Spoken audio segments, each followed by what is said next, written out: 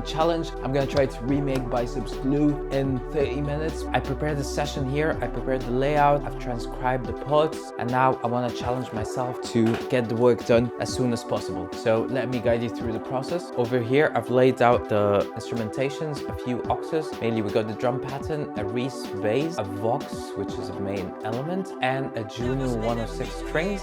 So yeah, I just found a cool Vox over here that should be in key. The key of the song is E minor, by the way, and the tempo is about 125. Found vocal colors. This is the closest thing I can find to emulate the droney type of Vox that is a main element. It's the closest I could find. But anyway, let's start with the drums first. Let me pull out my transcription. By the way, I'm gonna put this transcription for available for free download for a limited time on totalvisions.com if you want to go check it out. So this is how I usually transcribe my drums. I usually write them down into my custom sheet over here. Sorry, it's a bit too huge for the screen. Anyway, so yeah, you can see the main elements there. I'm gonna have to pull this actually to my other screen. Okay, laying down kick. Here we go on the first downbeat and on the upbeat on the second. All right, and I believe the kick does thing here. Okay, I think the last kick is out. Okay, let's get in with the snares. We got the alright, let's get alright, getting there.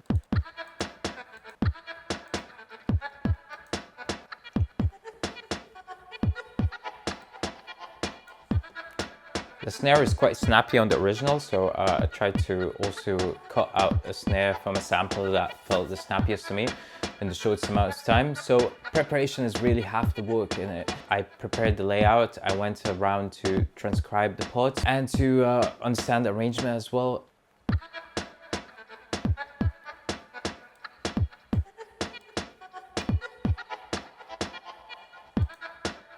Okay, and now let's do the hats.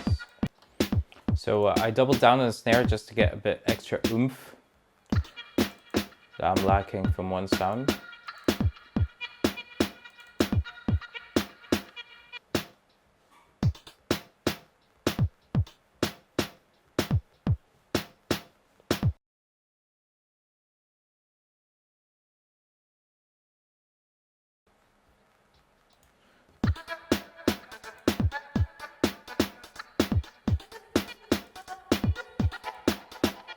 Okay, and that's the drums.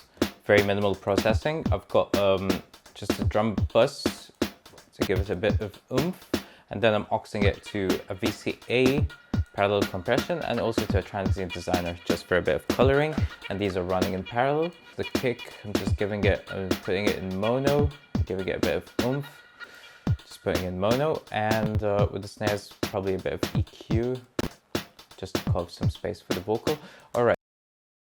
Okay, let's get our Vox chords. Or first, actually, let's do the Juno strings, which I believe the original played a Juno 106 strings, actually.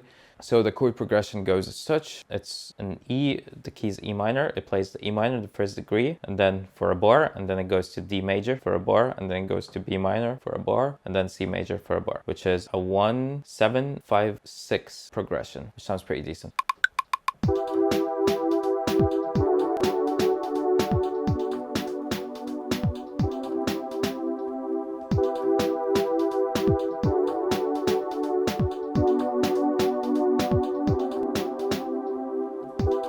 I like that last one. I'm just gonna stretch it out, and yeah, let's quantize it forward and let it out to read it and means. Okay, and I'm gonna reference now the original.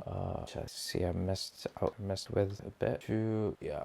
I reckon it's gonna be around here. If it verse, no, it should be around here where it enters. Make sure it appropriately full bars. It does. And basically, the thing that I've noticed is on the pre-chorus and the verses, basically there's a filter. I said at 936, but there's a filter on the strings. The strings are playing in the lower register, in the low mid range, and that's where they're occupying, but it kind of opens up and sways up when it comes to the chorus. So right now there's nothing happening. I'm keeping it open. Maybe I'll filter it a bit more. And then we have the Vox sort of occupying the higher mid range. So let's do that now. As I mentioned, this is the closest I found, so check this out. Where is it? Where's our audio? An O to N.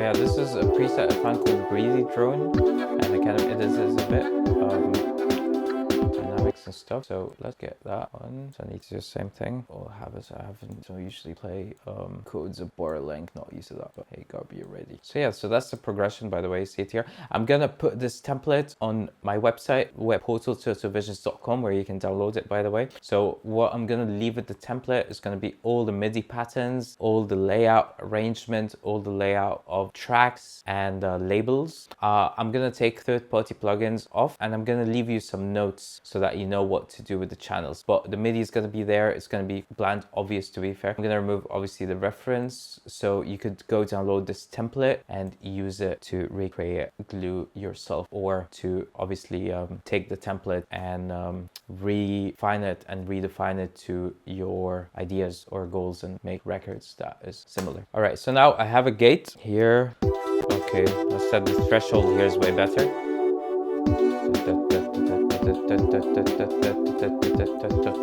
Super nice. All right, so this is, by the way, receiving, as you can see, audio from hat to vox, which is basically the hat pattern that I transcribed and written. Let me show you again, which is that hat pattern, but I just edited it a bit to give it a bit of a different groove. All right, we're on. Sounds lavish. And now let's take a reference here again to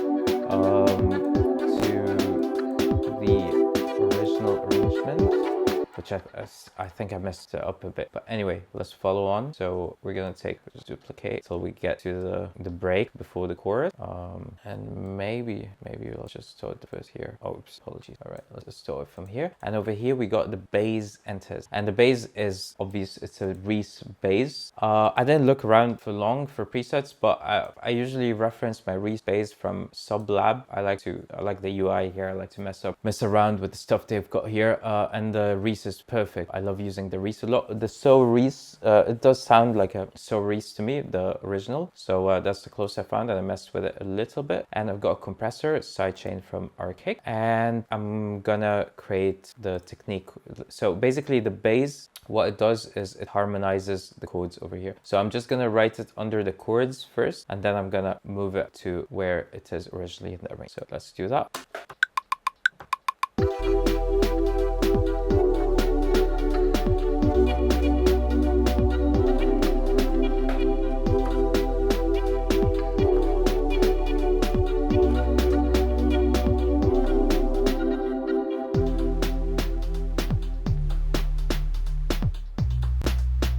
Oops, I fucked it up there, but anyway, I got the right one. Yeah, this one's fantastic. Just take it around. Pretty simple bass, 4 notes, all that's going on. Yeah, play that one, put that one on. And the technique they use on the original is they have the O2 filter being modulated by an envelope follower. So yeah, let's set it here, and around 200 hertz is good, and it's receiving.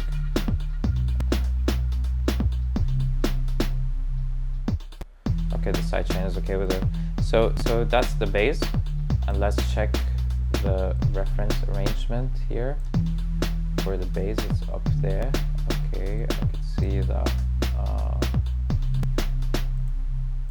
I could see that, yeah. Okay, let's put it in effective. So it goes into 4 bars before the chorus A memory, and it goes off somewhere here, or here maybe. I have to reference it again. Yeah, correct enough. And over here we got D2, and it goes up here. And let's play till the very end. Yeah, it does sort of. All right, and now for the chorus. What happens in the chorus is I created this section. It's called Groove Strings with, I think, a Juno lead sound, and this is what it sounds like. This is not going to be audible, but this groovy pattern will be triggering the opening of the filter of the strings that we had before in the chorus. So check this out.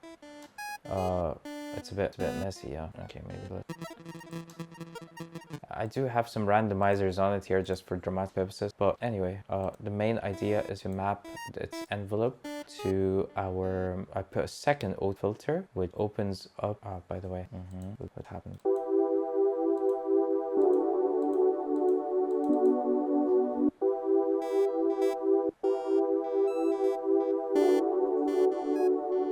All right, right, so we are using a control filter around here maybe, and we're just gonna open the secondary auto filter here. Because remember, it's only playing the low mids in the first verse, pre-chorus, but right here we're gonna experience the full thrust of these strings, as in the original, by the way.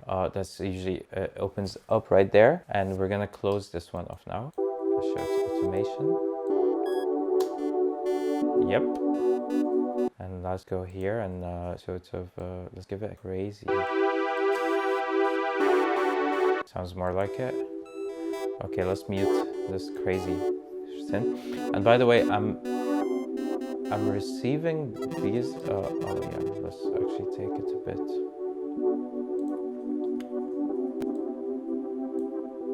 Yeah, that's more like it. So yeah, it's opening the filter, but also it's side chaining it. Sounds good to me. That's exactly what it should be doing. And over here, the Vox should receive more reverb. We could we could take it to this reverb. Would keep our delays on. But what we do is send more reverb around. Okay, let's say so.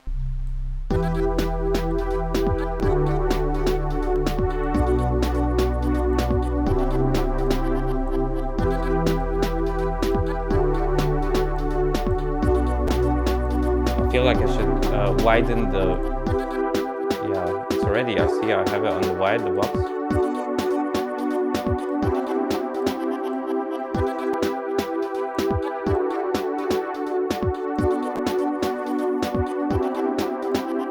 And that's it in full thrust.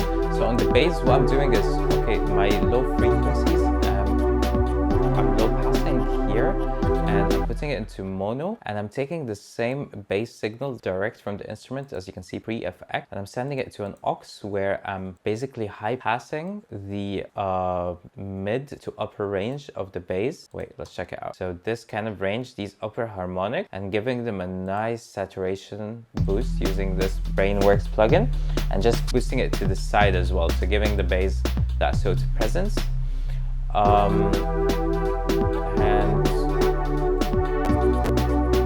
And there you have it. I think we're done with the tune already. I don't know how long it's been. It's been what, 24 minutes perhaps? But yeah, Bicep tune, less than 30 minutes. We've done in less than 30 minutes, we've done Bicep Glue. All the main principles are there. I'm gonna share this template on totalvisions.com if you'd like to go check it out. Yeah, one more thing over here. This is the memory aspect. This is the subject matter of the tune. The nostalgia, the memory. And that's the vocal that enters in the progression of the chorus. When I'm in love, but of course I wasn't going to use the same, but I found some royalty-free, at least I think it's royalty-free samples. These ones, just to create memory, a lot of reverb, lush. So that's a big also anchor of the original tune. So I was trying to keep that on board. So you can hear it in the vocal. And it pretty much follows the original arrangement. And one last thing for automations, the drums are pretty repetitive, but they do automate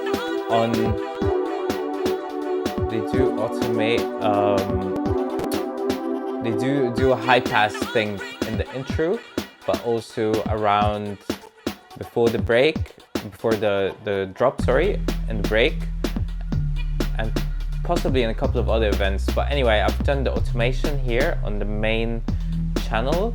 I should also do it on the auxes actually. So maybe I can copy these and place them here as well.